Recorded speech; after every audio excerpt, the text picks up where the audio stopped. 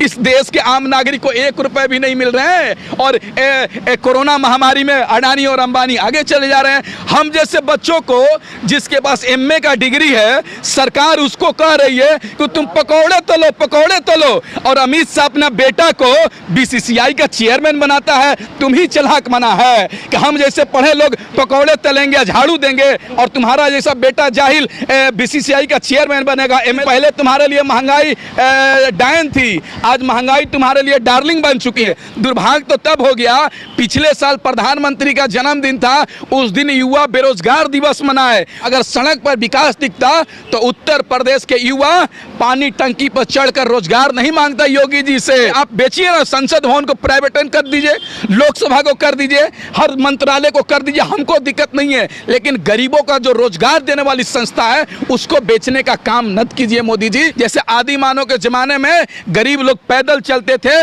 उसी तरीके से सरकार चाह रही है कि गरीब पैदल चले। देश में जिसकी जितना जनसंख्या है उसको आरक्षण मिलना चाहिए और बीपी मंडल जी का जो सपना था वो अधूरा सपना है, उसको मिलकर हम लोग पूरा करेंगे।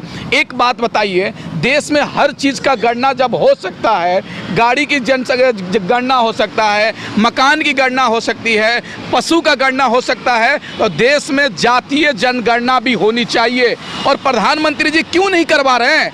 देश की तमाम विपक्षी पार्टियां जातीय जनगणना के लिए इच्छुक है और करवाना चाहती है। बिहार में चले जाइए, सत्ता में बैठे नीतीश कुमार और राष्ट्रीय जनता दल, तमाम पार्टियां, देश की सारी विपक्ष की पार्टियां चाह रही है देश में जनसंख्या कानून जनगणना हो, लेकिन जातीय आधारित जनगणना होना चाहिए ताकि देश में पता चले कि हमारी जनसंख्या कितनी है और हमको कितना आरक्षण मिल रहा है, हमको कितना फायदा मिल रहा है, हमको फायदा मिल रहा है या नाम नहीं मिल रहा है। देश में जातीय जनगणना बहुत ही जरूरी है और प्रधानमंत्री जी से मैं कहना चाहता हूं कि जल्द से जल्द जातीय जनगणना की शुरू किया जाए। क्या ये पार्टियां राजनीति नहीं कर रही है? किस चीज़ की राजनीति?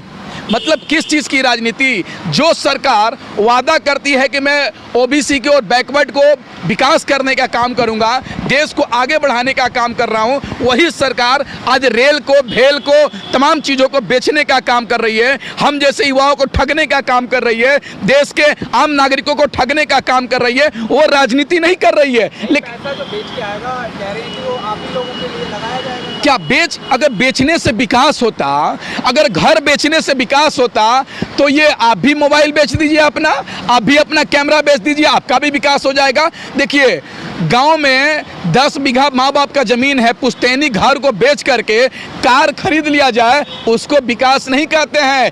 कमा को कार खरीदो, अपनी नौकरी के बल पर कार खरीदो, तब उसको विकास कहते हैं। ये सरकार जो 70 वर्ष में पिछली सरकार ने बनाने का काम किया, देश को धरोहर को बनाने का काम किया, ये सरकार उसको बेचने का काम कर रही है। इंडिया गेट पूरे दुनिया में मशहूर है, आज देखिए ना क्या हालत है, आज बंद कर दिया गया है। आज टूरिस्ट क्यों नहीं आ रहे हैं? आगरा में ताजमहल दुनिया में 7वां अजूबा, आज स्थिति क्या हुआ है? लाल किला बंद है। अरे भाई, क्यों बंद किए हुए हैं आप तो देश की हर तमाम चीज़ों को बेचने का काम कर रहे हैं। पहले हम लोग 3 रुपए का रेलवे का प्लेटफॉर्म टिकट खरीदते थे, पत्रकार महोदय, आज 25 रुपए का रेलवे प्लेटफॉर्म टिकट बिक रहा है। गरीब का आदमी चढ़ पाएगा ट्रेन में क्या? ये लोग तो प्लेन में खुद अमीर लोग चढ़ते हैं। अब ये सरकार चाह भी रही है कि गरीब ट्रेन में भी सफर नहीं कर सके। जैसे आदि मानव के जमाने में गरीब लोग पैदल चलते थे, उसी तरीके से सरकार चाह रही है कि गरीब पैदल चले, बैकवर्ड, दलित, आदिवासी तमाम लोग भूखे मरे और चंद पूंजीपति लोग, चंद ऊंची जाति के लोग, बड़े लोग, अमीर लोग राज करें महलों में। ये सरकार ऐसा कानून बनाना चाहती है, ऐसा नियम बनाना चाहती है। आज बताइए ना, देश की हालत क्या है? तालिबान करके, अफगानिस्तान करके तुमने रेल बेच दिया, पैसेंजर ट्रेन बेच दिया, भेल बेच दिया, पटना जयप्रकाश नारायण एयरपोर्ट को बेच दिया, तुमने तो हर चीज़ को बेच दिया। देखिए, देश में आज देश की जनता को धर्म के नाम पर, जाति के नाम पर, ऊंच नीच के नाम पर जनता को ठगा जा रहा है और ठग कर चंद पूंजीपतियों को फायदा पहुंचाने का काम किया जा रहा है। कौन बेच रहा है? सुरक्षित हाथों में है। अरे कैसे सुरक्षित है? देखिए, दो लोग बेच रहा है इस देश को और दो लोग ही खरीद रहा है। मोदी और अमित शाह इस देश को बेचने का काम कर रहे हैं और अडानी और अंबानी इस देश का हर चीज़ को खरीदने का काम कर रहे हैं। आपने देखा होगा 3 कृषि कानून आया, उसमें अभी कानून आया नहीं। जियो कंपनी का, अडानी जी का, मुकेश अंबानी जी का क्या बोलते हैं, गोदाम बनना शुरू हो गया।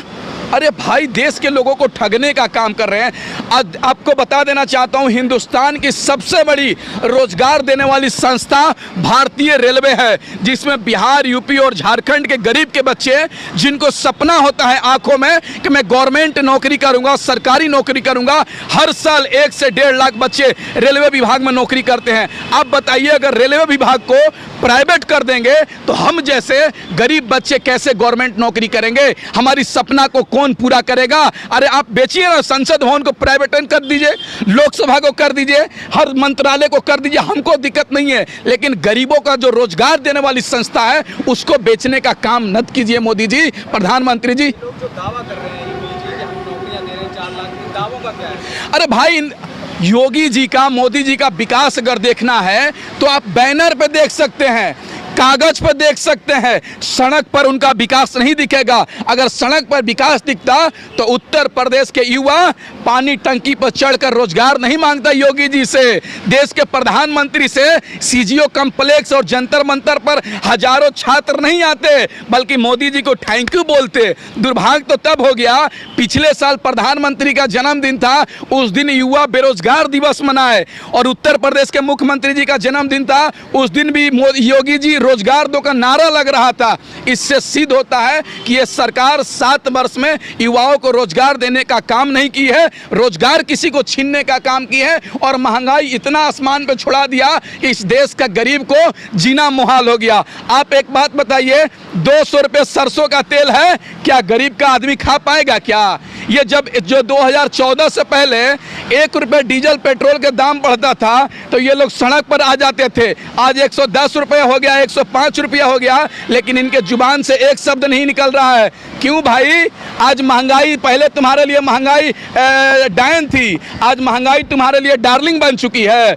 ये सरकार लोगों को ठगना चाहती है और लोगों को जगना पड़ेगा, लोगों को जगाना पड़ेगा, तभी जाकर हम जैसे गरीब लोग बच पाएंगे। पूछते हैं कि 70 साल में क्या हुआ?